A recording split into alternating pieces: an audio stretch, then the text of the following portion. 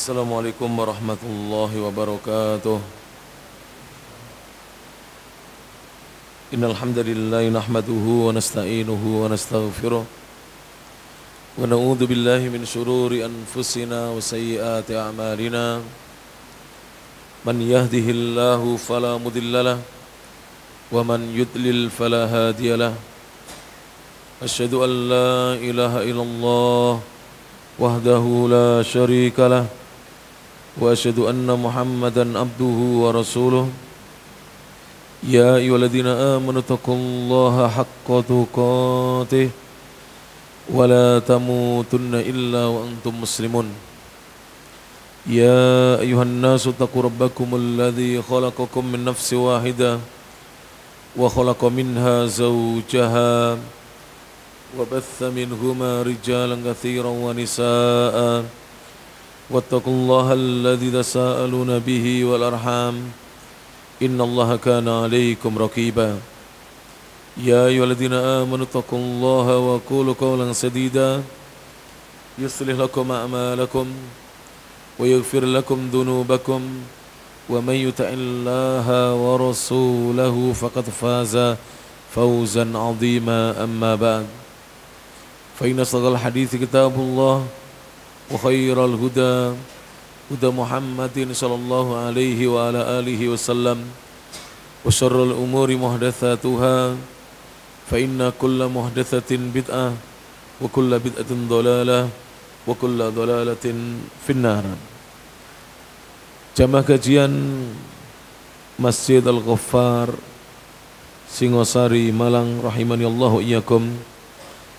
Alhamdulillah, bersyukur pada Allah Subhanahu wa taala atas sekian banyak nikmat-nikmat yang Allah karuniakan kepada kita, sehingga sampai detik pagi hari ini kita masih bisa bermajelis ilmu, mencari ilmu syar'i.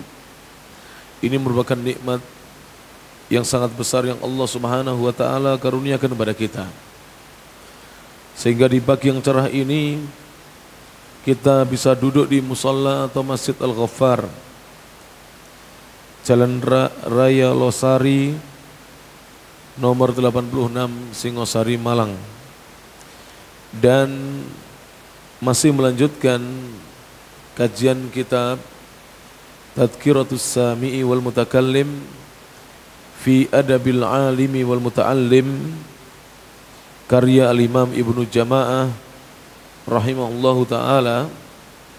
Kita lanjutkan kembali apa yang ditulis oleh pembacaan, apa yang disusun dan ditulis oleh Al-Imam Ibnu Jama'ah, yang mana nama lengkap beliau adalah Al-Imam Badruddin Ibnu Jama'ah, lengkapnya Abu Abdullah Muhammad bin Ibrahim bin Sa'dillah ibn Jama'ah Al-Kinani Asy-Syafi'i rahimahullahu ta'ala. Beliau meninggal dunia al-mutawaffa sanata 33 wa 700 Hijriyah, meninggal pada tahun 733 Hijriah. Kita masih dalam pembahasan bab yang ke-8, dan bab yang ke-8 ini fasalnya adalah fasal yang kedua dari masih dalam pembahasan al-faslul tsani, fasal yang kedua, fi adabihi, membahas tentang adab-adabnya penuntut ilmu, ma'a syaikhihi, bersama gurunya. Jadi adab-adab penuntut ilmu bersama gurunya, wa qudwatihi, dan bersama panutannya, teladan hidupnya, wa ma yajibu alaihi, dan apa saja yang wajib dilakukan olehnya, min azimi hurmatihi, berupa pemuliaan dan penghormatan kepada gurunya. Dan di dalam fasal yang kedua ini terdapat 13 pembahasan. Kita masuk atau kita masih dalam pembahasan yang ke-8. Saya lanjutkan ya. Saya lanjutkan sedikit atau saya ulangi sedikit dari ucapannya Ali bin Abi Thalib yang mungkin sebagian dari jamaah dulu sudah mencatat. Lalu kita selesaikan. Wa an Aliyin radhiyallahu anhu qala, dari sahabat yang mulia Ali bin Abi Thalib radhiyallahu anhu, beliau berkata, min haqqil alimi, termasuk haknya seorang yang alim, alaika, atas dirimu. Apa haknya guru, orang alim atas diri kita sebagai penuntut ilmu? Yang pertama, antusallima alal qaumi amatan, hendaknya kamu mengucapkan salam kepada kaum, orang-orang, amatan secara umum. Wa takhussahu bitahiyyah, kemudian kamu mengkhususkan guru kamu dengan memberikan salam penghormatan. Jadi apabila ya kita masuk misalnya begini ya, kita mengucapkan salam, assalamualaikum secara umum, nanti yang mendengar usahakan yang pinggir-pinggir, yang di dekat pintu menjawab salam, waalaikumsalam warahmatullah. Kalau belum mulai pelajaran, maka ini adalah adab, hendaknya yang masuk tadi mengucapkan salam secara khusus pada gurunya. Setelah kepada para santri, para penuntut ilmu secara umum, maka selepas itu mengucapkan secara khusus kepada gurunya. Kemudian yang kedua, hak yang kedua, ini sudah kita bahas tapi kita ulangi sebentar. Wa antajlisa amamahu, hendaknya kamu duduk di hadapan gurumu, kamu duduk di hadapannya. Jadi diusahakan duduknya itu jangan di belakang guru, ya, diusahakan di hadapan guru. Jadi jangan duduk di belakang saya ini ya, tapi duduk di depan guru. Sebab ada masjid itu kadang-kadang syekhnya agak maju, kemudian di belakang masih ada space, ada tempat yang masih longgar. Kadang-kadang beberapa penuntut ilmu duduk di belakang syekh, mungkin dia nantinya kalau mengantuk atau tertidur tidak malu dengan gurunya. Tidak demikian, duduknya di depan guru. Ini yang kedua. Wala tusyiranna indahu biyadik, dan jangan kamu mengisyaratkan di sisi gurumu dengan tanganmu. Jadi misalnya ya, para jemaah rahmatullah taala, kalau ada yang datang kemudian jamaah yang datang, maka kita tidak usah mengisyaratkan di depan guru kita yang ada di depan ini, tidak. Tapi yang di samping-samping itu silakan duduk di sini silakan. Tapi yang di depan gurunya supaya tidak memberikan isyarat apa-apa. Mungkin di antara para jamaah bertanya-tanya, apa hikmah di balik itu? Hikmahnya adalah supaya tidak mengganggu konsentrasi guru dalam mengajar. Dan sering ya guru-guru kita seperti Al-Ustadz Yazid bin Abdul Qadir Jawas biasanya menegur apabila panitia lalu lalang di depan beliau karena mengganggu konsentrasi seorang yang sedang mengajar. Kemudian yang ketiga, wala ta'midu bi ainaika ghairahu, dan jangan sengaja kamu melihat dengan kedua matamu ghairahu, kepada selain gurumu. Jadi diusahakan ketika kita belajar fokus melihat kepada guru, karena itu yang bisa mendatangkan konsentrasi. Jadi jangan setiap ada sesuatu yang menyibukkan kita, kemudian kita melihat kepada sesuatu yang datang. Kemudian yang keempat, wala taqulanna qala fulanun khilafah qawlihi. Yang keempat, jangan kamu mengucapkan ya kepada gurumu, qala fulanun, si fulan telah berkata, khilafah qawlihi, yang mana ucapan si fulan itu menyelisih atau berbeda dengan ucapan gurumu. Jadi kalau ada penjelasan dari ustadz lain yang menyelisih penjelasan guru kita, ini termasuk adab untuk kita tidak ucapkan. Tetapi ya, boleh kita berdiskusi dengan guru kita saat guru kita bersendirian. Jadi saya berikan contoh ya. Misalnya Pak Jenderal pernah mendengar dari ustadz yang lain bahwa seorang yang masuk masjid itu tidak harus salat tahiyatul masjid. Kemudian guru antum, guru panjenengan menyampaikan bahwa masuk masjid itu hendaknya tidak duduk kecuali sholat tahiyatul masjid. Maka jangan di depan murid-murid yang lain kita sampaikan pendapat yang berbeda kepada guru kita. Kalau kita ingin menyampaikan nanti sesudah pelajaran berakhir kita datangi guru kita. Kenapa demikian? Ini adalah supaya tidak mengadu domba sesama ustadz atau sesama dai atau sesama pengajar. Karena ternyata kalau kita betul-betul menjalankan apa yang disampaikan oleh Al-Imam Ibnu Jamaah ini kita akan menghormati masing-masing guru. Yang mana ketika guru kita berpendapat dengan pendapat A, guru kita yang lain dengan pendapat B, itu masing-masing dari mereka guru-guru kita memiliki hujah dan argumen, memiliki dasar yang terkadang kita belum sampai ilmu kepada hujah dan argumen serta dasar yang dimiliki oleh guru kita. Kita belum punya ilmu tentangnya. Kita terburu-buru membenturkan pendapat guru kita yang lain dengan guru kita yang sedang mengajar. Maka ini termasuk hal yang kurang beradab. Yang keempat sekarang, ini sekarang yang baru ya. Wala taqtabanna indahu ahadan. Wala taqtabanna, dan jangan sekali-kali kamu menggibah, menggunjing, membicarakan aib indahu di sisinya, di sisi gurumu, ahadan, siapapun juga, seorang pun juga. Tidak boleh kita menggunjing atau membicarakan aib orang lain di depan guru kita. Jadi ini termasuk larangan agama. Menggunjing itu sendiri haram ya. Tapi kadang-kadang kita tidak sadar menyebutkannya, menceritakannya. Apalagi di depan guru. Tidak layak majelis ilmu digunakan majelis untuk apa? Menggunjing.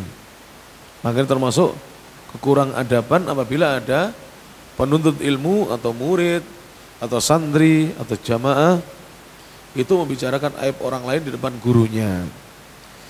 Yang ke berapa sekarang? 5 adalah wala tatlubanna atharatah, wala tatlubanna, dan jangan engkau mencari-cari atharatahu, ketergelincirannya. Jadi tidak boleh kita sengaja mencari-cari aib atau ketergelinciran dari guru kita. Tidak boleh. Jadi ini kurang adabnya penuntut ilmu. Ketika dia mencari aibnya guru. Sekarang saya mau bertanya pada jamaah. Apa hukum kita mencari aib saudara kita, sesama muslim? Apa hukumnya? Haram. Haram hukumnya. Bagaimana kalau sama muslim itu guru kita? Lebih haram. Kenapa lebih haram? Karena membicarakan atau kita mencari aibnya guru itu berimbas atau berefek nanti jamaah yang lain atau murid-murid yang lain akan merendahkan guru tersebut. Akan merendahkan guru tersebut. Tidak boleh kita mencari aibnya. Karena berimbas demikian. Apabila jamaah yang lain yang mendengar gunjingan kita itu atau mendengar aib guru kita sebut-sebut itu kemudian meninggalkan majelisnya, kita berdosa. Membuat orang akhirnya tidak menuntut ilmu dikarenakan dia mendapati gurunya memiliki aib. Bagaimana sikap kita berjamaah? Apabila kita mendapati aib guru, kita tutupi aibnya, lalu kita berupaya untuk memperbaiki kesalahan guru kita itu tanpa harus menyebut-nyebutkan di depan orang banyak. Jelas ini? Nah, seperti itu. Sama dengan mohon maaf, ketika Ahlus Sunnati wal Jamaah dalam akidahnya melarang kita mengumbar aibnya pemimpin di mimbar-mimbar, di khutbah-khutbah, di ceramah-ceramah, dalam tablik akbar, tidak boleh kita mengumbar aibnya pemimpin karena imbasnya besar sekali. Rakyat akan membenci pemimpinnya sendiri, tidak punya sikap penghargaan kepada pemimpinnya. Ini yang terjadi sekarang ini. Jadi sekarang ini terjadi demikian memprihatinkan. Jangankan lurah, presiden aja dibicarakan aibnya di mana-mana. Ya.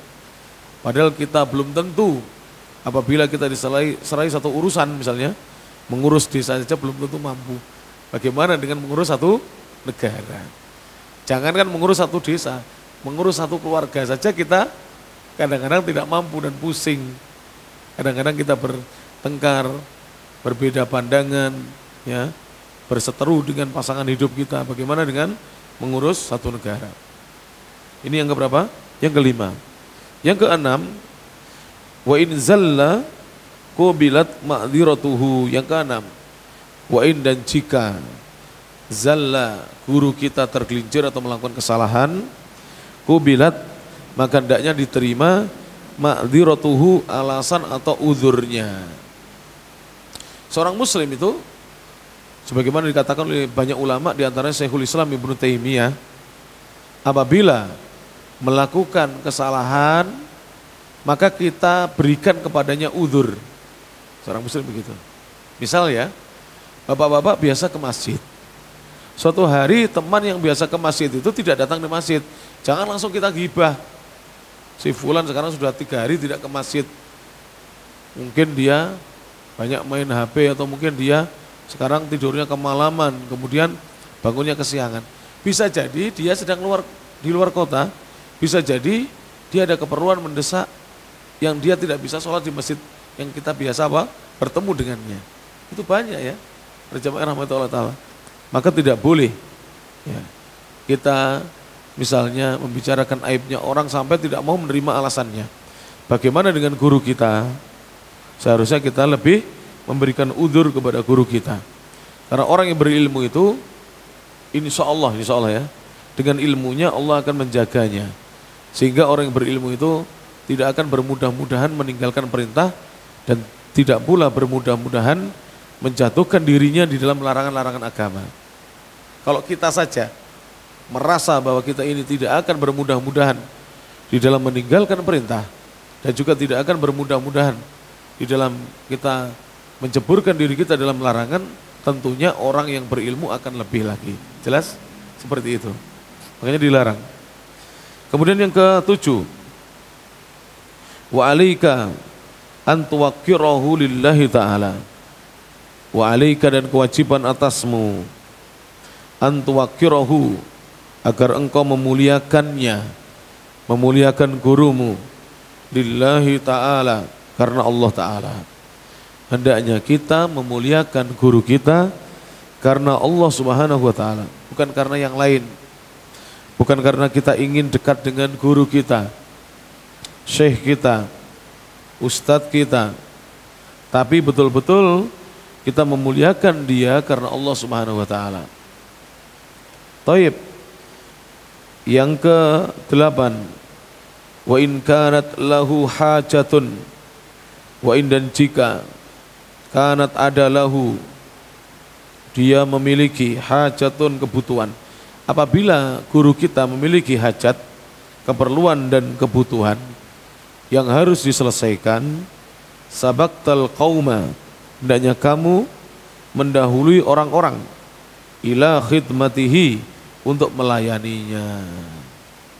Jadi apabila guru kita memiliki hajat atau kebutuhan atau keperluan, maka hendaknya kamu mendahului orang-orang yang lain untuk melayaninya. Jadi kita berupaya. Jadi misalkan begini para jemaah ya, kadang-kadang kita kurang memperhatikan. Ustadz kita datang ke pengajian mengajar pakai motor, ya kan? Kemudian ketika mau pulang, beliau menstarter kendaraannya tidak nyala. Ternyata setelah dibuka, ya, wadah bensinnya, tangki bensinnya kosong habis. Maka antum bilang, Ustaz tunggu di sini saja, biar saya yang mencarikan. Bersegera untuk melayani guru kita. Dan ini adab yang indah sekali para jamaah yang rahmati Allah Subhanahu wa Ta'ala. Dan kebetulan pembahasan kita tentang guru ya, demikian juga orang tua. Tapi anak sekarang itu Masya Allah ya, kadang-kadang dia enak-enakan main HP, orang tuanya sibuk ya mengurusi misalnya sepeda motornya di starter berkali-kali, tidak bisa, dia diam saja. Seharusnya seorang anak langsung mendatangi orang tuanya dan memenuhi keperluannya atau kebutuhannya. Yang ke-9, wala tusara fi majlisihi, Dan jangan berbisik-bisik di majelisnya guru. Tidak boleh berbisik-bisik di majelis guru. Berbisik apa ini? Pembicaraan yang tidak ada faedahnya, apalagi kalau sampai membicarakan aibnya guru. Misalnya, mohon maaf ya, gurunya lupa turun dari, kadang-kadang dari motor itu kan pakai kopiah begini, lupa belum dibetulkan, masih menceng kopiahnya. Masih menceng itu seharusnya panjenengan tadi katakan ya. Katakan waktu guru datang langsung diberitahu, Ustaz, kopiahnya tidak lurus. Atau kalau sudah mengaji begini, tulis di kertas, terus antum maju, kasihkan ya. Kadang-kadang kita direkam begini, kopiah kita menceng. Ya. Kadang-kadang ini juga apa? Lupa, saya kan habis dari kamar mandi kan, ini terbuka. Padahal tidak sengaja itu lupa, ya tak? Langsung kemudian kajian. Kalau sudah berlangsung pengajiannya, maka beri kertas, sampaikan. Atau maju ke depan, disampaikan dengan pelan. Jangan berbisik-bisik sesama jamaah. Ustadz kopiah miring. Apa burung sarapan miring. Tidak boleh demikian. Ya. Jadi ini yang ke-9, tidak berbisik-bisik. Jadi wala tusaro ini berbisik-bisik tentang sesuatu yang rahasia. Fi majlisihi, di majelisnya guru. Yang ke-10, wala ta'khud bi thawbihi, dan jangan kamu mengambil pakaiannya gurumu tanpa seizin. Jangan mengambil pakaian gurumu. Yang kedua, wala ta'khud bi thawbihi, maknanya adalah jangan kamu memegang pakaian gurumu tanpa izin. Jadi tiba-tiba pakaian gurunya dipegang atau diambil, tidak boleh. Ini adalah adab seorang penuntut ilmu kepada gurunya. Yang ke-11, wala tulihha alaihi idza kasil. Wala tulihha, dan janganlah kamu mengulang-ulang permohonan alaihi atasnya, idza kasila, apabila gurumu sedang kasila, lemah badan atau kelelahan atau kecapean. Jadi kasila di sini jangan diartikan malas ya, lagi lemah badannya, lagi kecapean, maka jangan kita mengulang-ulang permintaan kepada guru kita. Ini pengalaman saya pribadi pada jemaah rahmati Allah Subhanahu wa taala. Ketika kami belajar di pesantren, ini yang saya ingat saya ceritakan. Yang lainnya tidak begitu ingat, tapi ya samar-samar masih terngiang-ngiang. Ingatan memori ketika kita masih di pesantren.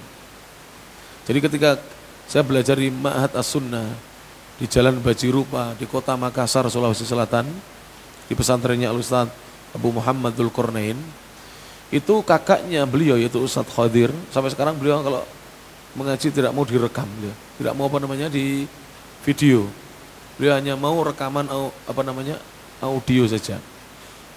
Beliau ini kalau pulang dari pengajian di luar kota, itu terkadang pukul 10:30, seringnya pukul 11 malam itu membangunkan santri begini. Jadi beliau menyalakan mikrofon dan beliau melakukan ini, seperti ini, kum gitu sambil seperti ini. Maka santri berbangun semua. Dan ketika itu pondok pesantren As-Sunnah Makassar belum memiliki asrama, baru memiliki masjid seperti ini. Jadi santri itu tidur seperti pindang, tahu, seperti ikan di masjid. Bahkan kadang-kadang kita tidur ini hanya beralaskan sajadah saja. Waktu itu belum ada satupun santri yang punya kasur. Baru setelah itu berapa bulan saya di sana, bibi saya datang, saya dibelikan kasur, saya dikasih kasur. Jadi kasurnya hanya milik saya saja. Jadi termasuk kita ini nikmat waktu itu. Akhirnya setiap hari teman-teman itu gantian pergi ke tempat saya untuk tidur di kasur saya. Maklum ya, zaman dulu loh, ini bukan zaman sekarang. Saya sekarang usia sudah 48 tahun, waktu mondok dulu. Jadi tidak ada kasur para jemaah rahmatullah taala. Nah, Ustadz itu karena mengajar jam 11 malam, pukul 23.00 WIT kalau tidak salah ya, Sulawesi WIT ya, waktu Indonesia Tengah, itu tentu beliau sudah lelah pulang dari kajian di luar kota mengajar santri. Kadang-kadang baru setengah jam atau separuh beliau membacakan kitab. Waktu itu kitabnya yang saya ingat adalah kitab Syarah Al-Muqaddimah Al-Juramiyah dalam ilmu nahwu. Sarahnya namanya adalah At-Tuhfah As-Saniyah. Itu tidur beliau. Jadi di majelis ini duduk sambil apa? Begini. Tidak ada yang berani membangunkan dan santri tetap duduk di situ. Nanti kalau beliau bangun, kemudian melanjutkan pelajaran, ya lanjut. Kalau beliau sudah ngantuk, wah, anak ngantuk sekali, mohon izin, ditutup, kemudian baru teman-teman tidur. Subhanallah, tidak ada yang berani membangunkan gurunya. Ustaz, minum kopi dulu Ustaz. Tidak berani. Jadi, tidak ada yang berani. Adab. Dan alhamdulillah ya, saya bukan memuji angkatan lama. Saya itu angkatan, boleh dikatakan angkatan pertama di pesantren itu. Sudah tua murid-muridnya, seperti saya sudah hampir 50 ini. Itu hampir rata-rata sekarang alhamdulillah dimudahkan oleh Allah untuk mengajar. Menjadi dai, ustadz, pemilik pesantren, pimpinan pondok pesantren, dimanapun. Dan rata-rata pergi ke Saudi, ke Yaman untuk menuntut ilmu, Masya Allah. Jadi disebabkan adab, Allah memberikan kemudahan kepada kita untuk kita belajar lebih tinggi lagi. Maka ini perlu disampaikan kepada anak-anak kita. Karena terkadang anak-anak kita dengan kondisi ya kemewahan sekarang ini, serba kecukupan sekarang ini, serba adanya sekarang ini dengan teknologi yang serba mutaakhir seperti ini, kadang-kadang kurang sabar anak-anak kita ya, kurang sabar menghadapi gurunya. Yang berapa tadi? 11, sekarang yang ke-12. Wala tashba, dan jangan kamu merasa kenyang. Min tuli, disebabkan panjang suhbatihi, di dalam menemani gurumu, menemaninya. Jadi jangan merasa kenyang. Maksudnya merasa kenyang di sini, jangan bosan kita untuk menemani guru kita belajar ya. Jangan bosan, kecuali ada sesuatu yang mendadak panjenengan harus pamit, maka acungkan tangan begini, kemudian pamit, nanti saya begini, panjenengan bisa keluar. Tapi kalau tidak ada hal yang mendesak, lebih baik tetap duduk di majelis ilmu sampai gurunya menyelesaikan pelajarannya. Kemudian beliau mengatakan, ini masih yang ke-12 ya. Fa innama huwa, sesungguhnya ia kannakhlati, sesungguhnya seorang yang belajar itu, sesungguhnya ya, seseorang itu kannakhlati, seperti lebah, tanduru, dia melihat, mata yaskutu alaika minha syai'un, mata kapan yaskutu, terjatuh, alaika atas dirimu, minha, darinya, syai'un, sesuatu apapun, lebah itu ya, dia mengamati, apa yang jatuh darimu, dia akan menghampiri lebah itu. Seperti itu, hendaknya seorang itu bersikap pada gurunya. Karena guru itu insya Allah itu akan membantu apa yang kurang dari muridnya. Baik kekurangan dalam ilmu, dalam pelajaran-pelajaran, maupun kekurangan dalam hal-hal yang lain. Dan ini insya Allah ya difahami oleh semuanya. Jadi saya merasakan ketika di pondok pesantren itu kadang-kadang kita tidak punya duit itu, dikasih oleh ustadz kita, dipanggil dikasih duit. Antum tahu Ustadz Mubarak bin Mahfud Bamu Alim ya, mantan, beliau dulunya adalah ketua sekolah tinggi ya, Syekh Ali bin Abi Thalib Surabaya. Ustadz Mubarak Bamu Alim hafizahullah taala itu guru saya. Saya belajar dengan beliau. Dulu namanya belum Syekh Ali, masih Ma'had Ali Al-Irsyad Surabaya. Saya angkatan kelima tahun 2000. Jadi 23 tahun yang lalu. Ya, tahun 2000. Beliau itu sering memanggil saya. Muhammad Yusron katanya. Ta'al sini. Pakai bahasa Arab begitu. Ta'al sini. Ayo kita makan. Tahu kita apa? Kelaparan kok ya hafal guru ya. Ya, wajah-wajah apa kelaparan. Ayo kita makan. Jadi pagi-pagi itu setelah kajian ya, karena digandeng sama beliau beli bubur apa? Beli roti Maryam. Nah, di Surabaya itu Ampel daerah sana roti Maryam banyak. Kemudian sore-sore itu kadang-kadang selepas sholat asar, mungkin lihat kita juga kelaparan, ayo ke rumah, ngeteh yuk, digandeng tangan saya, dibuatkan sama istrinya teh panas, kemudian digorengkan pisang, waktu itu digorengkan apa, subhanallah. Jadi guru itu tahu kondisi muridnya. Dan sekarang pun demikian, ustadz-ustadz kita kadang memperhatikan, di antara kita diperhatikan, ada jamaahnya tidak punya motor, kita share, siapa yang mau bantu motor, alhamdulillah datang motor. Kapan hari datang dari sini ya, dari apa namanya Singosari. Alhamdulillah motor antum berkah itu. Karena yang ana beri itu yang hilang motornya itu seorang ustadz. Ya, memang beliau bukan ustadz salafi sunni yang betul-betul kokoh di atas manhaj, tapi beliau ini punya madrasah Quran, ngajar di sebuah pesantren, kemudian beliau banyak membantu masyarakat itu untuk penanganan kesehatan. Beliau ahli bekam, akupuntur. Alhamdulillah.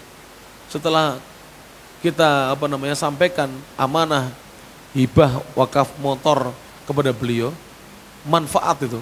Jadi motor itu senantiasa untuk kebaikan. Kalau bukan untuk mengajar, ya untuk apa? Untuk sosial, masya Allah. Alhamdulillah. Salah satu dari jamaah antum di sini, Pak Abu Askar sama siapa dulu yang hubungi saya? Hampir dapat 2 saya. Sudah cukup 1 aja. Jadi motornya beliau ini dicuri. Waktu beliau bekam, itu sudah dikunci. Biasanya diawasi setiap setengah jam tuh beliau keluar, dilihat. Itu kok pas ya takdirnya qadarullah wa masya'afal tidak dilihat. Setengah jam hilang. Dibawa pencuri. Saya kasihan sama beliau karena beliau ini amalnya banyak. Maka saya share di WA saya, alhamdulillah banyak yang membantu. Ini nikmat dari Allah Subhanahu wa taala. Jadi seperti itu. Walaqad jama'a radhiyallahu anhu fi hadhil wasiyati, dan sungguh benar-benar Ali radhiyallahu anhu, Ali bin Abi Thalib radhiyallahu anhu, beliau telah menghimpun atau mengumpulkan fi hadhil wasali, wasiat beliau agar kita memiliki adab dan sikap yang baik kepada guru-guru kita. Ada berapa wasiat tadi? 12 wasiat. Dari Ali bin Abi Thalib radhiyallahu anhu, berarti itu namanya apa? Athar ya. Itu namanya athar. Jadi kalau seperti itu disebut dengan athar. Taib. Kita lanjutkan, jemaah sekalian rahmatullah Allah taala. Qala ba'duhum, berkata sebagian mereka para ulama, wa min ta'dhimi syaihi. Ini tambahan, berarti antum bisa nambahkan 13. Adab yang ke-13. Di antara bentuk memuliakan guru adalah an la yajlisa, hendaknya murid tidak duduk ila janibihi, di sampingnya. Jadi kecuali kalau tempatnya sudah penuh ya. Jadi samping saya sini, ini tidak duduk sini. Tapi kalau penuh ya tidak apa-apa di sampingnya. Karena jamaahnya banyak. Kemudian yang ke-14, wala ala musallahu, dan tidak duduk di atas tempat sholatnya, mungkin sajadahnya. Jadi jangan sajadahnya guru dipakai ya, kan kita hafal ini sajadahnya Pak Ustadz, jangan dipakai. Atau guru kita biasanya menempati, kan ada beberapa ustadz tuh kalau salat tahiyatul masjid masih di pojok kanan atau kiri, ya sudah, tempat itu jangan ditempati walaupun kita datang duluan. Itu adab, itu termasuk adab. Apalagi kalau guru kita imam masjid, dia lebih utama menempati tempat itu. Adab itu perjuangan. Kemudian walaupun tidak mutlak haram ya, tapi itu adab supaya guru kita tidak merasakan sesuatu pada hatinya disebabkan kita menempati tempatnya, apalagi jika itu adalah sajadahnya. Au wisadatihi, atau duduk di atas bantalnya, bersandar pada bantalnya. Bagaimana itu? Orang-orang Arab biasanya begitu. Ini bantal ini bukan bantal untuk tidur nih ya, bantal untuk bersandar ketika mengajar. Itu kalau milik guru jangan dipakai, karena itu adab. Yang ke-15, wa in amarahu syaikhu bidzalika, jika guru atau syekh menyuruh muridnya melakukan hal itu misalnya, sini fulan, kamu duduk di samping saya. Kadang-kadang ustaz begitu, untuk apa? Menjadi qori'nya, membacanya, ya tak? Kadang-kadang ada itu, sini duduk sini. Saya biasa begitu, saya sering dipanggil waktu di Saudi itu, karena dianggap suara saya itu paling lantang di antara murid-muridnya, suara saya gede, saya dipanggil, sering disuruh duduk di sampingnya, suruh baca kitab. Nanti saya menjelaskan, namanya qori itu namanya. Kalau syekh menyuruh seseorang atau muridnya untuk melakukan itu, fala yaf'aluhu, maka jangan muridnya melakukannya. Awalnya begitu, jangan melakukannya. Illa, kecuali idza jazama alaihi jazman, apabila guru menegaskan kepada muridnya dengan setegas-tegasnya, kamu duduk di sini. Enggak Ustaz, sini lah. maksud saya antum baca di sini. Nanti biar teman-teman antum mendengarkan bacaan antum. Nanti saya jelaskan gitu. Kalau disuruh dengan tegas, maka kita melakukan hal itu. Kalau tidak, jangan. Tasukku alaihi, yang menjadi berat atas muridnya, mukhalafatuhu, menyelisih gurunya. Jadi muridnya tidak mampu untuk menolak permintaan gurunya. Fala ba'sa, maka tidak mengapa, bimtithali amrihi, untuk dia melaksanakan perintahnya guru, fitil kalhali, dalam kondisi yang seperti itu. Contoh lagi misalnya, ada muridnya datang dari luar kota. Datang dari luar kota, kemudian disambut oleh gurunya di ruang tamunya. Dan di samping ruang tamu biasanya kalau ulama-ulama itu di samping ruang tamu itu ada kamar khusus untuk beliau, ya guru. Biasanya menulis di situ, sholat malam di situ, supaya tidak terganggu oleh anak-anaknya ketika menulis karya ilmiah. Maka kalau guru menyuruh kita tidur di tempatnya, sebaiknya jangan dulu. Sudah Ustadz, saya tidur di ruang tamu ini saja, nggak apa-apa Ustadz. Karpet sudah hangat. Enggak, kamu tidur di kamar saya. Jangan diterima dulu, ditolak dulu. Ini adabnya.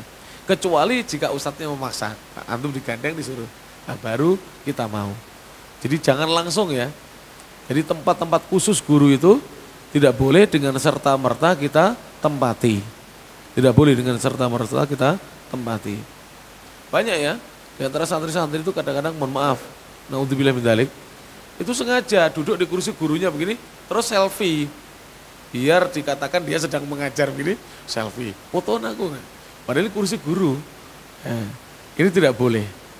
Di dalam adab ya, adabnya tidak boleh seperti itu. Makanya zaman dahulu para sahabat tidak ada ini. Jadi Ibnu Jama'ah itu punya dalil, bukan berbicara tanpa dalil. Para sahabat tidak berani duduk di tempat duduknya siapa? Nabi SAW. Dan tamu di dalam Islam tidak boleh duduk di tempat yang biasa diduduki oleh tuan rumahnya. Kan biasanya di ruang tamu itu ada kursi khusus tuan rumah itu. Jangan diduduki mereka. Jadi bagaimana caranya, adabnya? Tunggu dipersilakan duduk di mana. Nah, kita kadang-kadang kan cari yang empuk.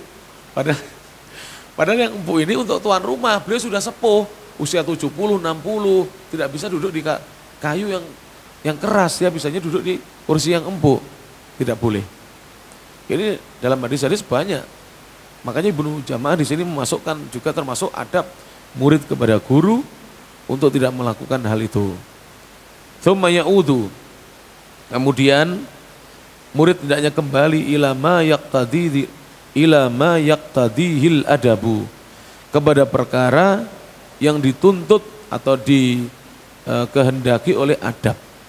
Jadi hendaknya tetap didahulukan adab daripada perintah guru. Contoh, ini belum saya minum. Terus saya lihat Bapak ada yang kelihatan ngantuk, diminum dulu. Enggak usah, sudah. Gitu. Adab dulu. Jangan langsung, nggih Pak Ustaz putih. Aku rong mimik langsung. Loh ngono ya ora ngerti. Ustaznya enggak diturai separuh, dihabiskan. Itu namanya tidak punya adab. Seperti itu. Ya, kadang-kadang kita pernah, tapi ya sudah kita niatkan lah. Jadi seperti misalnya kita diundang di rumahnya Ustadz kita. Itu kalau saya di rumahnya Syekh ya, anak kasih tahu, Syekh itu. Kalau kita diundang makan, semua masakan yang dimasak atau dibeli oleh Syekh, oleh istrinya itu, semua diletakkan di ruang tamu, semua. Jadi di belakang itu tidak ada. Kalau di Jawa sini umumnya disisakan di belakang, kalau di Arab tidak ada. Semua disisakan. Makanya begitu kita selesai itu Syekhnya membawa ke dalam, istri dan anaknya baru makan sisa dari kita. Nah kita jangan, mumpung diundang nasi kapsah kambing langsung dihabiskan, keluarganya belum makan. Dan itu alhamdulillah oleh keluarga kita diamalkan sampai sekarang. Saya kalau ada tamu sama ibu saya sama istri saya dibawa keluar semuanya. Karena dulu istri saya sudah pernah di Arab, ngerti bagaimana adabnya istrinya para ulama. Nah, kadang-kadang jamaah nggak ngerti, habiskan. Ya sudah, istri saya di dalam rumah tidak ada kebagian. Sama ibu saya tidak kebagian. Itu adab. Jangan semua dihabiskan, ya. walaupun disuruh sebaiknya kita apa? Menjaga adab. Menjaga adab. Karena tidak mungkin tuan rumah diem aja, monggo dipun dar, yo aja dintek nih. Pesen neng kacang mau pelicat, wah habis kan, kletuk, kacangnya habis misalnya. Padahal keluarganya yang di dalam rumah belum makan. Itu ulama di Saudi seperti itu yang saya tahu. Jadi kalau kita biasanya menyisakan di dalam, kalau ulama Saudi tidak, dikeluarkan semuanya, nanti sisanya dimakan oleh keluarganya. Mereka ikramud duyuf, memuliakan tamu. Tapi kita sebagai tamu harus tahu diri, harus mendahulukan adab dibandingkan perintah guru. Kemudian beliau mengatakan, waqad takallama an-nasu fi ail amrayni. Dan sungguh manusia atau orang-orang telah berbicara tentang dua perkara tersebut. Aula, mohon maaf, ya, aula, yang lebih utama. Apakah kita menuruti permintaan guru atau perintah guru, ataukah kita mendahulukan adab, disuruh minum, kita minum atau kita tidak mau minum? Maka ini ada pembahasan di sini. Pembahasannya adalah an yu'tamada imtithal al-amri aw sulukal adabi walladhi yatarajjah ma qaddamtuhu min tafsil. An yu'tamada, hendaknya yang dijadikan sebagai sandaran, baik itu imtithal al-amri, melaksanakan perintah guru, au sulukal adabi, atau dia menempuh adab, mendahulukan adab, walladhi yatarajjahu, dan yang lebih kuat adalah ma qaddamtuhu, apa yang aku telah paparkan atau sampaikan, minat tafsili, berupa perincian. Tadi perinciannya bagaimana? Kita boleh mendahulukan perintah guru kalau disuruh dengan tegas atau disuruh berkali-kali. Tapi kalau hanya sekali atau tidak begitu tegas, maka kita dahulukan adab kita. Kita dahulukan apa? Adab kita. Fa in azama syaihu, apabila syekh berazam, bertekad, bima amarahu bihi, dengan apa yang diperintahkan kepada muridnya, bihaitsu yashukku alaihi, di mana murid merasakan berat, mukhalafatuhu, untuk menyelisih perintahnya guru, famtithalul amri aula, maka menjalankan perintah guru itu lebih utama. Wa illa, jika tidak demikian, fasulukul adabi, maka menempuh adab, mendahulukan adab, adab itu kesopanan atau etika, aula, itu lebih utama. Jadi misalnya ustadz kita kan imam masjid, kemudian mungkin waktu itu beliau agak tidak enak badan, ya kan? Kemudian beliau menyuruh kepada kita, ayo mas, sampean bacaannya sudah bagus, misalnya Ustaz Saifullah kesini, diimami. Kalau beliau tidak terlalu menyuruh, jangan maju. Betul Ustaz, panjenengan mawon. Tapi kalau beliau, enggak, saya enggak enak badan ini, perut saya agak mual-mual bagaimana, maka panjenengan baru maju. Jadi adab yang didulukan, adab yang didahulukan, itu murid.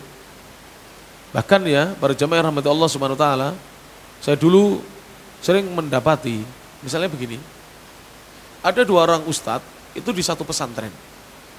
Dua orang ustadz di satu pesantren. Itu kalau ustadz yang A lebih alim, lebih sepuh dibandingkan ustadz B, ilmunya di bawahnya ustadz A, kemudian umurnya juga di bawahnya, maka kalau ustadz A belum datang di masjid, kemudian sudah waktunya iqomah, kan muadzin mengiqomah sholat, akhirnya ustadz B ini kan maju badalnya, ya tak? Itu kalau melihat ustadz A sudah masuk dari pintu, ustadz B itu sering mundur ke belakang, tidak jadi apa menjadi imam. Itu akhlak. Jangan kita sudah lihat guru kita malah kita teruskan sedang takbir ya, jangan. Berarti kita ingin dipuji orang, bukan apa, kita menggantikan guru kita pada porsi yang sebenarnya. Jadi kalau kita melihat guru kita seperti itu, itulah yang dilakukan oleh siapa? Abu Bakar As-Siddiq. Jadi semua itu ada dalilnya. Suatu hari Rasulullah kan sakit ya, kepalanya beliau diikat karena beliau pening, sakit di akhir-akhir hidupnya beliau sallallahu alaihi wasallam. Abu Bakar As-Siddiq imami, tiba-tiba Rasulullah keluar dari kamarnya, kan kamarnya Rasulullah di samping masjid. Jadi kalau ini Masjid Nabawi ya, ini Masjid Nabawi, kamarnya Rasulullah di sini. Nah, Rasulullah keluar dari selambunya, menengok para sahabat dalam keadaan kepalanya diikat. Maka Abu Bakar menghentikan, tidak jadi mengimami. Mempersilahkan Rasulullah. Begitu Rasulullah memaksa Abu Bakar untuk menjadi imam, baru Abu Bakar maju. Ini akhlak. Jadi semua yang ditulis oleh Syekh ini kesimpulan dalil. Sebab kitab ini kalau semua dalilnya dicantumkan menjadi tebal kitabnya. Ini kesimpulan. Jadi ulama salaf seperti sekelas Imam Ibnu Jamah tidak bermudah-mudahan menetapkan satu adab yang adab itu tidak ada dasarnya dari agama. Jelas ini para jamaah ya. Ini ajaran Rasulullah SAW. Abu Bakar langsung mundur itu melihat Rasulullah keluar. Tapi begitu Rasulullah memaksa Abu Bakar untuk menjadi imam karena beliau masih sakit, akhirnya beliau masuk kembali ke kamarnya. Abu Bakar pun menjadi imam. Jelas ya? Seperti itu. Adab ini.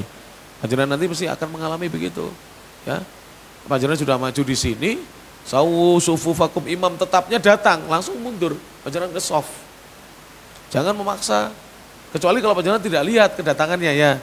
Beliau terlambat, tidak dilihat kedatangannya. Tapi kalau terlihat, adabnya adalah mempersilahkan yang berhak. Thayyib.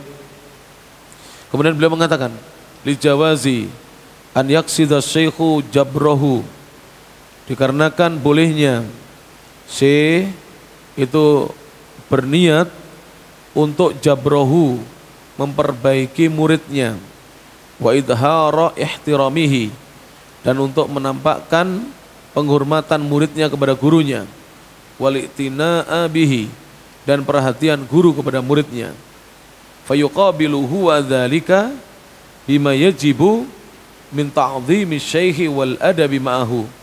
Maka murid hendaknya menghadapi hal tersebut dengan apa yang wajib dilakukan olehnya, min ta'dhimi syekh, berupa memuliakan guru, wal adabi ma'ahu, dan beradab, beretika, sopan bersama gurunya. Beradab, beretika, sopan bersama gurunya. Mari para jamaah kita perbaiki adab-adab kita, baik kepada guru maupun kepada orang tua. Sebagian ulama salaf mengatakan guru lebih didahulukan daripada orang tua. Kenapa? Kenapa guru lebih didahulukan dibandingkan orang tua? Kenapa demikian? Prakteknya para sahabat. Sahabat lebih mendahulukan Rasulullah SAW dibandingkan orang-orang tua mereka. Padahal kita diwajibkan untuk beradab kepada orang tua ya, berbakti kepada orang tua. Tapi apabila dalam satu waktu kita dihadapkan kepada dua hal, berbakti kepada guru atau berbakti kepada orang tua, mana yang didahulukan? Kepada guru. Kenapa? Kalau kepada orang tua itu ya setidaknya memberikan jaminan kepada kita urusan dunia kita. Kalau guru itu menyampaikan urusan agama yang bisa memberikan jaminan kebahagiaan kita dunia akhirat, bukan hanya dunia akhirat. Saya beri contoh. Panjenengan dipanggil oleh guru, si fulan di sini. Misalnya saya namanya Muhammad Yusron Mustafa, Muhammad Yusron Ta'al di sini. Tolong ya, papan tulisnya dihapus ini, setelah itu ambil kapur atau ambil spidol di kantor. Kemudian orang tua saya memanggil, mana yang dulu kan? Guru dulu. Selesaikan baru itu datangi orang tua. Sambil kita meminta maaf, Pak, Ibu, tadi Bapak Ibu menyuruh saya masih melaksanakan perintahnya guru terlebih dahulu. Karena para sahabat dulu mendahulukan Rasulullah SAW. Nah, setelah ini, Bapak tadi nyuruh apa? Oh ini nak. Orang tua juga harus paham. Tidak boleh marah ya. Orang tua harus paham. Sama dengan begini Bapak dan Ibu, ya, kaum muslim dan muslimat. Kita sebagai anak, saya masih punya ibu, tapi bapak sudah tidak ada.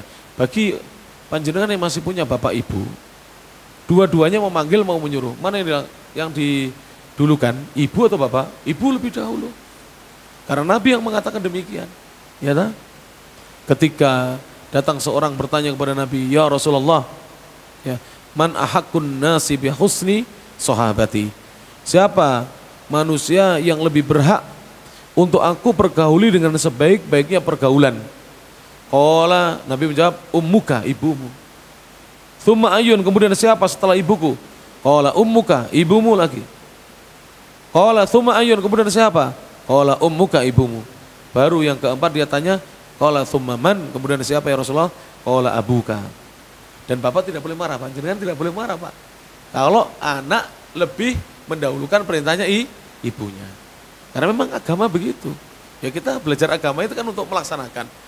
Jangan kemudian yang cari nafkah kan saya, yang biaya kamu sekolah saya, belikan motor kamu sekolah, bukan ibumu. Tidak boleh begitu. Itu orang tidak mengerti agama. Itu orang namanya mau menangnya sendiri.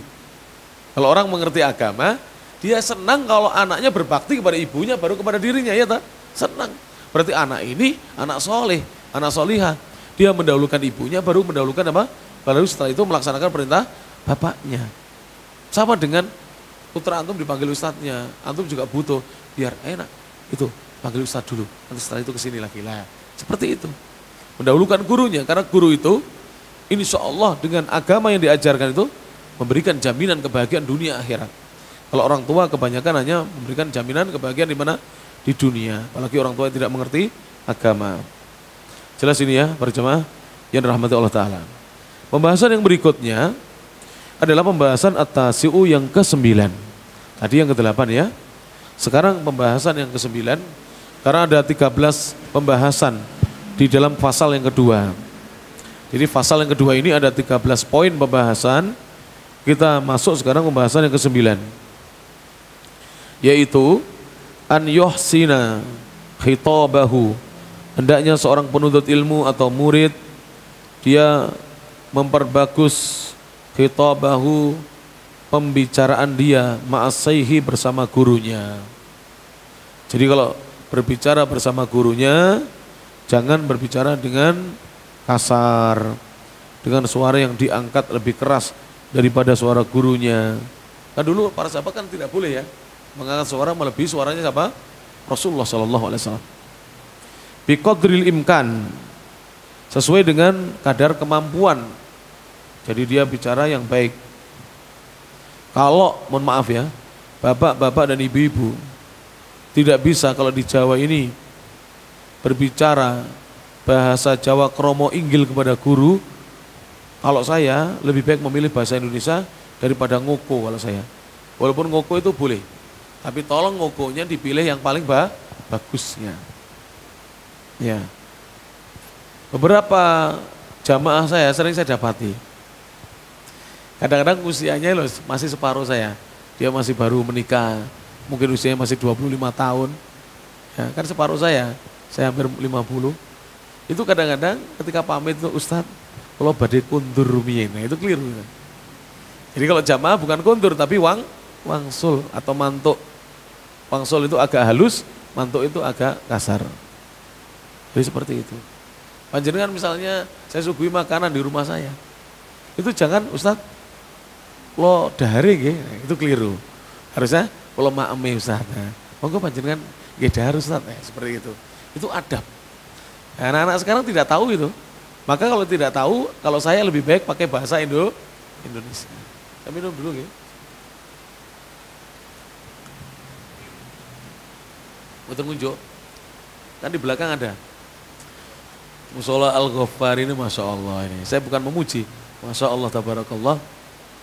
Setiap saya datang ke sini ada perubahan. Signifikan perubahan. Masya Allah. Jadi setiap saya ke sini 1 bulan berubah. Tapi berubah menjadi lebih baik misalnya. Yang penting jamaahnya jangan berkurang. Musolanya tambah ada AC-nya, jamaahnya malah berkurang. Jangan. Harusnya kita semakin dibuat nyaman, kita semakin apa? Rajin menuntut ilmu. Masya Allah. Jamnya ada berapa? 1, 2 ya. Masya Allah, baru satu orang doa-doa lagi ngaji pasang jam 2.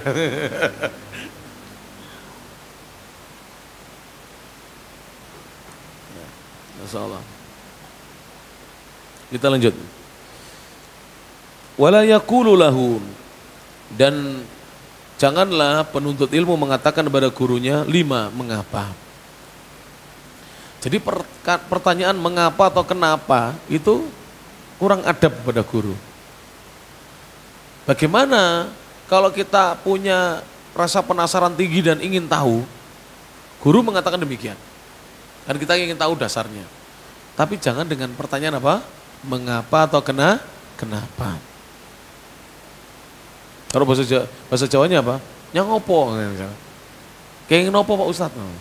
Tidak begitu.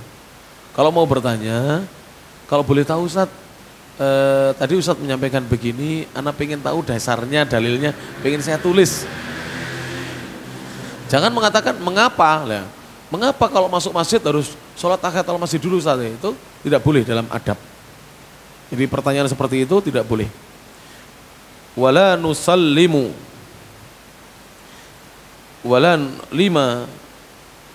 nusallimu, wala man naqala hadza. Dan kita tidaklah menerima orang yang mengatakan kepada gurunya man naqala hadza. Siapa yang menukil pendapat ini, tidak boleh. Seperti itu. Ini kurang adab kata Ibnu Jamaah. Siapa yang menukil pendapat ini?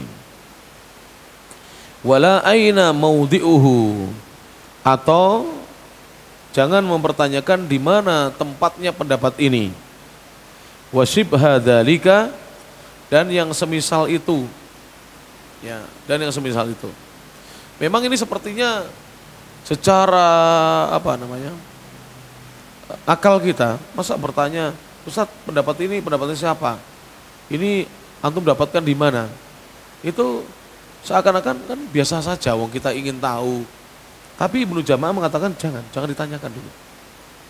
Karena begini, ini pernah kejadian ya, saya alami sendiri. Ketika guru kita, syekh kita tidak menukil, itu syekh itu lupa.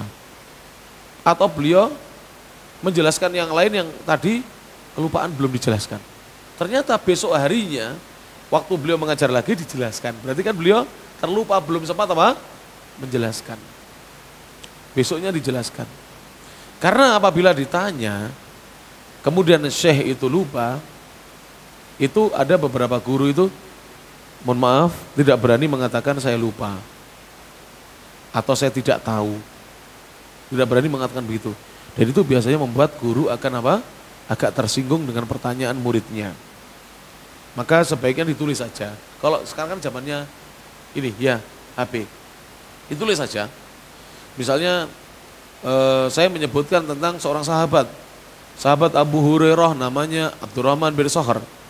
Sahabat Abu Musa al-Asy'ari misalnya namanya Abdullah bin Qais misalnya.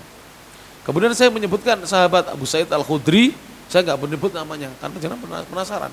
Kenapa Abu Hurairah disebut, Abu Musa al-Asy'ari? Nah, mungkin saya lupa. Itu kalau menurut Ibnu Jamaah tidak boleh ditanyakan. Biarkan nanti guru yang menjelaskan sendiri. Karena terkadang sebagian guru itu malu ketika dikatakan lupa. Malu. Maka seorang yang beradab kepada gurunya tidak mempertanyakan itu, tapi ditulis. Ditulis di di bukunya, nanti kasih tanda tanya ya. Ada tanya. Jadi ada tulis istifham namanya, tanda tanya. Nanti bisa dicari atau ditanyakan sesama temannya atau ditunggu penjelasan gurunya. Biasanya akan menjelaskan, pada saatnya nanti akan dijelaskan. Fa in arada istifadahu, apabila dia ingin mendapatkan faedah dari apa yang disampaikan guru, talattafa, maka hendaknya dia berlemah lembut fil wusuli, untuk dia bisa sampai ila dzalika, kepada faedah tersebut. Jadi jangan bahasa saya menekan guru. Tsumma huwa fi majlisin akhara, kemudian dia berada di majelis yang lain. Aula ala sabilil ifadati, maka dia lebih utama untuk dia mendapatkan jalan dalam rangka mendapatkan faedah yang terluput dari gurunya. Saya beri contoh begini. Saya sekarang mengajar, saya menjelaskan tentang sesuatu, panjenengan terluput, ketinggalan. Akhirnya kan ada kekosongan dalam catatan. Ya. Itu bertanyanya bukan sekarang, tapi besok lagi pas saya datang bertanya. Seperti itu. Karena kadang guru itu sengaja tidak menjelaskan karena takut salah. Ada karena sebab lupa atau belum tahu dan seterusnya. Kemudian dia takut salah, tidak menjelaskannya. Maka penjelasan itu boleh ditanyakan pada pertemuan yang akan datang. Yang pertama. Yang kedua, bisa ditanyakan kepada guru yang lain. Ustadz, boleh saya bertanya? Boleh. Saya pernah mendengarkan penjelasan seperti ini, tapi saya belum tahu dalilnya. Mungkin Ustadz bisa menjelaskan kepada kami dalilnya. Ustadz ini bukan Ustadz yang menjelaskan pertama, Ustadz yang lain. Misalnya, Ana mengajar belum menjelaskan sesuatu, tentang sesuatu. Saya menyampaikan tidak boleh duduk di masjid kecuali sudah sholat 2 rakaat. Saya tidak menyebutkan dalilnya. Lalu panjenengan ngaji dengan Ustadz Dedi atau Ustadz siapa di sini, biasa ngajar di sini, tanyakan, Ustadz, kemarin ada Ustadz menyampaikan demikian, saya belum tahu dalilnya. Mungkin boleh diberitahu dalilnya kepada Ustadz yang lain. Seperti itu caranya. Ini diantara adab terhadap guru. Wa an ba'dis salaf, dan diriwayatkan dari sebagian salaf, ulama terdahulu, man qala li syaikhihi, barang siapa mengatakan kepada gurunya, 5, mengapa wahai guru, kenapa wahai guru, lam yuflih abadan, maka orang itu tidak akan beruntung, tidak akan bahagia dan sukses selama-lamanya. Sampai begitu. Jadi bertanya kepada guru, mengapa, tidak akan beruntung. Ini diambil dari mana? Ini diambil dari sikapnya Abu Bakar setiap mendengar Rasulullah bersabda. Abu Bakar mengatakan apa? Sami'na wa ata'na. Makanya disebut apa? As-Siddiq. Tidak seperti munafikun. Kenapa Muhammad memberi si fulan, tidak memberi si fulan? Jadi pertanyaan mengapa ini pertanyaan orang munafik zaman dahulu. Yang Abu Bakar sangat menghindarinya. Makanya orang munafik tidak dapat ilmu sebagaimana ilmunya Abu Bakar As-Siddiq. Abu Bakar setiap dengar dari Rasulullah, sami'na wa ata'na, sudah dijalani saja. Seperti itu Abu Bakar As-Siddiq. Makanya sebagian salaf melarang kita bertanya mengapa, karena pertanyaan ini membuat kita tidak akan beruntung dan tidak akan sukses dan bahagia selama-lamanya. Membuat seperti itu. Taib. Mungkin ini yang bisa disampaikan Bapak dan Ibu. Alhamdulillah sudah 1 jam lebih sedikit. Demikian para jamaah yang bisa disampaikan. Saya tidak bisa panjang-panjang. Saya mau melanjutkan ke Panjen. Di sana ditunggu pukul 09.15. Ini yang bisa disampaikan. Mudah-mudahan bermanfaat. Banyak ya faedah yang bisa diambil ya hari ini ya. Banyak. Tapi yang paling penting kembali kepada diri kita masing-masing. Kalau kita niatkan ikhlas mencari ilmu karena Allah, insya Allah kita dimudahkan untuk mengamalkannya. Insya Allah kita dipermudah oleh Allah untuk mengamalkannya. Demikian, wabillahi taufiq wal hidayah, waridha wal inayah, nasrun minallah, wastabiqul khairat, wallahul muwafiq ila aqwamit thoriq, subhanakallahumma bihamdik, asyhadu an la ilaha illa anta, astaghfiruka wa atubu ilaik, wa akhiru da'wana anil hamdulillahi rabbil alamin, tsumma assalamualaikum warahmatullahi wabarakatuh.